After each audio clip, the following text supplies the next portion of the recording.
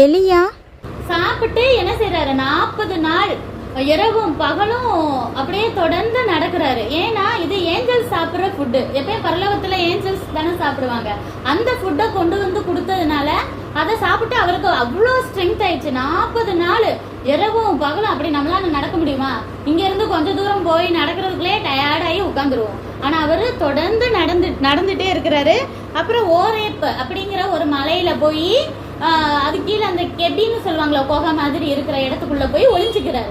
என்ன மலை பேரு சொல்லுங்க? ஓரேப். சொல்லுங்க, ஓரேப். அந்த கெபிக்குள்ள ஒளிஞ்சுக்கிறாரு. அங்க உள்ளக்க தேவன் பேசுறாரு. இங்க உனக்கு என்ன காரியம்? நான் என்ன இங்க வர சொன்னேனா? நீ இங்க வந்து ஒளிஞ்சிருக்க அப்படின்னு சொல்லிட்டு கேக்குறாரு. உடனே தேவன்ட்ட எலியா என்ன சொல்றான்னா, அந்த ஏசபெல் வந்து என்னையும் கொல்றதுக்கு ஆளை அனுப்ப பாக்குறா. ஏற்கனவே அவ தீர்க்கதரிசி எல்லாத்தையும் என்ன செஞ்சுட்டா, கொன்னுட்டா.